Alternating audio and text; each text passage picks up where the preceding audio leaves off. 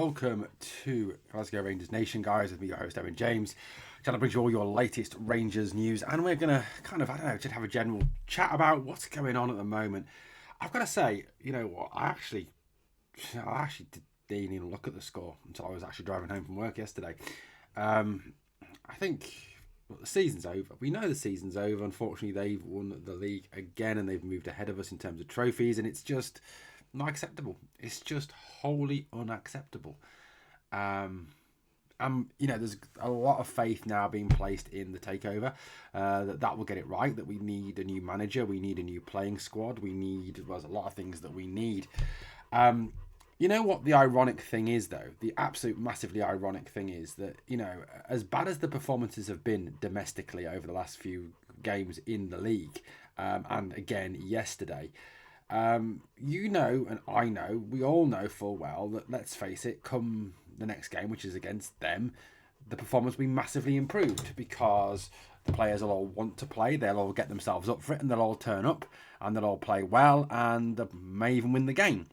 And then the week after, we'll go out and play. I can't even remember who we're playing now, but we'll go out and we'll play, and we'll probably lose or draw, or just not do very well at all, or play shit again because they don't care. Aberdeen at home, yeah, we'll probably play Aberdeen at home at Ibrox and lose or draw because the players don't give a shit. I've got to say, look, Barry Ferguson was wrong to throw the players under the bus again in the post-match interview, and I'll explain that my comments on that in a minute. But the players don't care. The players genuinely do not care. And James Tavernier can stand there and say he's disappointed and will learn and blah, blah, blah. All he fucking wants, as many times as he wants. But Captain Loser needs to go. He's dragging the dressing room down. People like him and Cyril Dessers and others.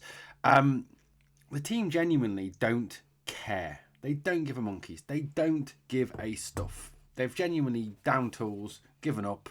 That's it. They're done. They're done. They're dusted. They're finished for this season. And look, yes, the season's over, but you know what? You're still getting paid by the club. You're still getting paid to do your job. Now, if you were in the same position, and your workplace, and you just kind of gave up and just didn't bother trying very hard, and you know what, you'd be getting the sack or a disciplinary or something, wouldn't you? You'd be in trouble at work. And I just think something needs to be done with these charlatans, these absolute frauds that we're seeing on a weekly basis.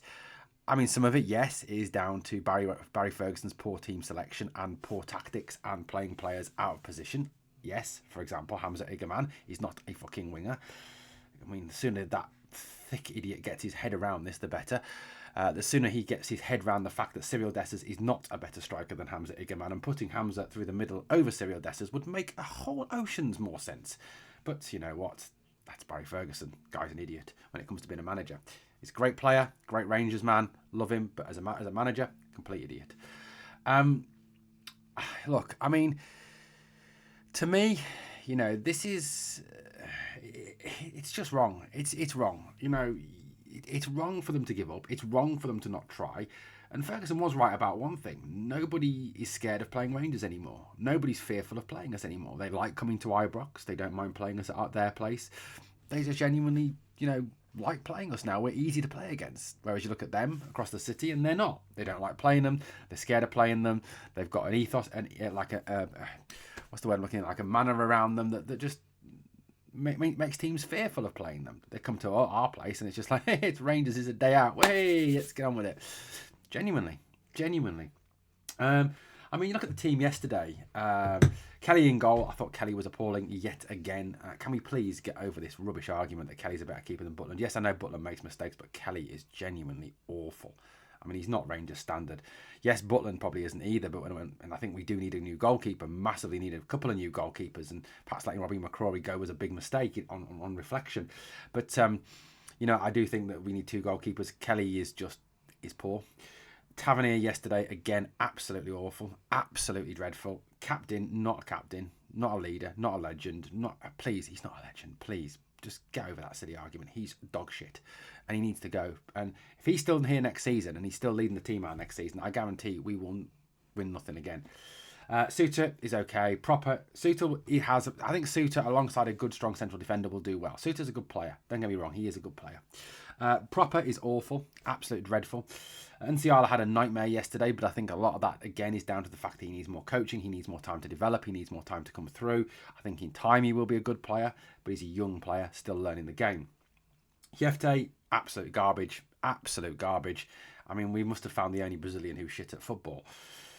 Although I suppose we have had them in the past. Raskin is fine. He did well. Raskin's good, solid player. Bailey Rice is again a kid learning the game, needs time. Diamonde, poor again, but I think with the right coaching, played in the right way, can come good. Hamza, again, played in the right position, through the middle, as a striker will work. Cyril Dessers, absolute fucking joke. Yes, I know he scored yesterday. Do you know what, Dessers fans, if you say, I scored 23 goals this season, grow up.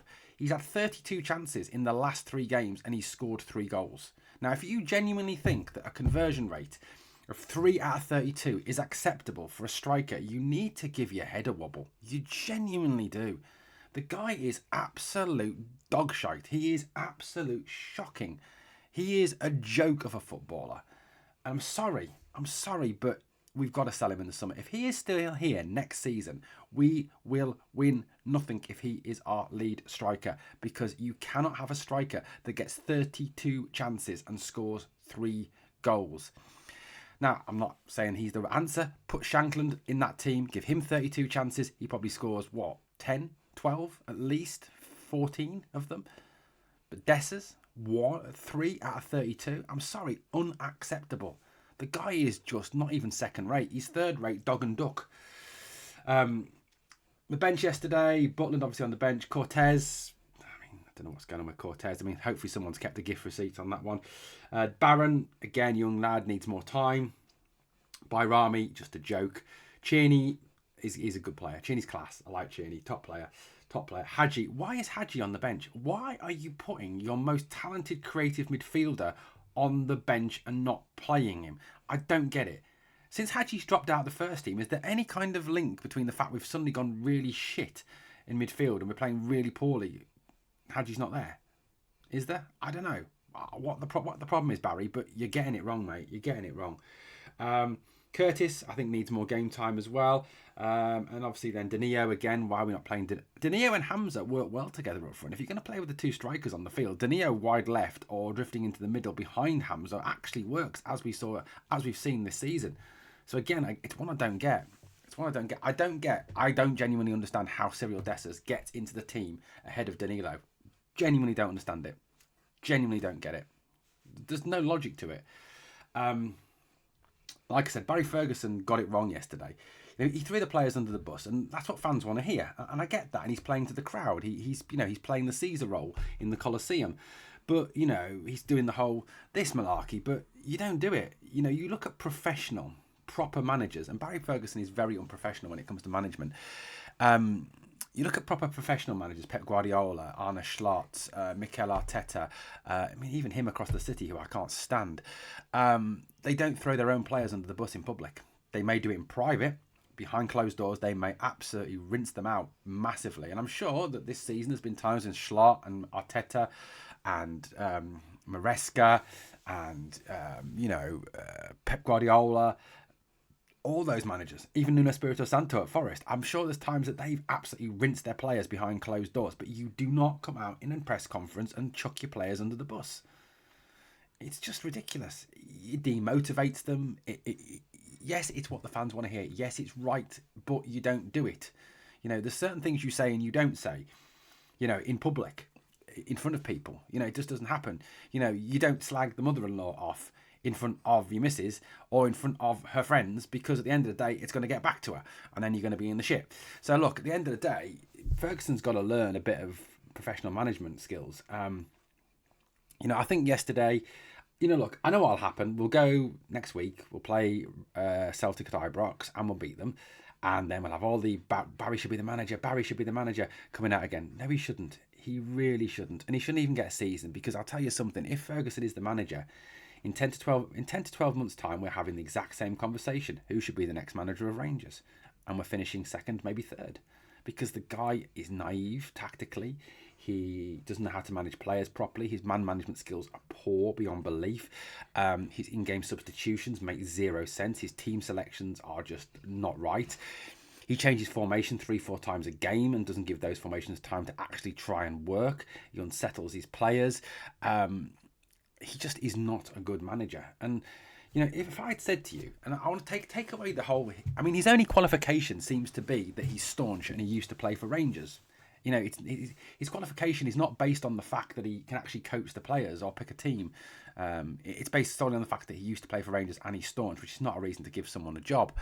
You wouldn't make someone a store manager of Lidl just because they shop there loads. Because there we go. But at the end of the day, you've got to look at it like this. You've got to have someone in as your manager who is a professional manager who knows A, how to speak to the media, B, how to coach a team, C, how to get it tactically right on the field, D, how to pick a team, E, how to coach and work with them on the training field Monday to Saturday, and genuinely, understands how the workings of a football team work, both domestically and in Europe. And that is a big ask. That is a big ask. Now, there are... Look, I mean, I know, we've looked at the candidates, the shortlists, and none of us are particularly massively excited by that candidate list. I mean, Jose Mourinho's on it. Don't think that's realistic. Don't think that's going to happen. He's far more likely to go out to the Premier League. That seems to be the talk at this moment in time. Look, for me, someone like Marco Rose, David Wagner, these proper, decent professional managers that know how to do all those things I've just described. And, like I said to you, if I came to you and take the whole he used to play for Rangers and he's staunch argument out of it. And if I came to you and I said, our next manager will have managed Ayr and Alloa and Kielty Hearts and will have a win percentage of 35% overall in his career, you would say, have you gone barking mad? We don't want him as our manager. That's what you'd say. And you would. Don't lie to yourselves. That's what you'd say. It's just, I mean, honestly, man. Look, I would honestly look at it now in terms of let's put some more youngsters in there. Give the youngsters their chances. Give Finlay Curtis, Bailey Rice, go Archie Stevens, Paul Ncio, guys like that. Get them in the first team. Get them playing because put Mason Munn in goal. I'd give Mason Munn the gloves for the next couple of games because Liam Kelly's shit. Jack Butland's clearly not very good either. So give Mason Munn the chance. I mean, he can't do any worse than Butland and Kelly. He really can't. And I'll tell you something. I guarantee you one thing. Yes, they may not technically or skillfully or playing experience-wise be as good as the players on that first team at this moment in time, but they will give 100% more heart, 100% more battle, 100% more fight than any of those players on that park yesterday. Or, for the rest of the games this season, because they'll actually care. They'll actually want to play for the club. And at the moment, there's too many passengers on that team. There's too many players who genuinely do not want to be there. They don't want to be there. You can tell. You just got to look at their body language, look at their faces, look at how they play the game. And to me, it's unacceptable. It's unacceptable. Yes, the season's over. I get that. 100%. But you don't down tools, you don't give up. And even if, look, and I get the argument, half of them are going to be left by the end of the season. Well, yeah, okay. So you want to move from that club. Well, what message are you sending to people who are watching you? Clubs who are coming and saying, right, okay, I fancy Nadeem Bayrami, I fancy Cyril Dessers, I fancy Robin Proper next season. And you go and watch them and think, Jesus, they're shit, I don't want them. Whereas, if you actually put a bit of effort in, you actually play well, then... maybe you actually attract interest from a club who then comes in and goes, well, yeah, he's decent. I'll have him next season. Rangers, here's a couple of £1 million for him. But I'll tell you something. If you carry on playing like you are, no club's going to touch you with a barge pole. Zero. And that's bad for us, bad for them. I mean, it's logic. Simple logic. Guys, let me know your thoughts in the comments. Thank you for watching Glasgow Rangers Nation, guys. As always, on the way out, please like, comment, share, and subscribe. We are the people.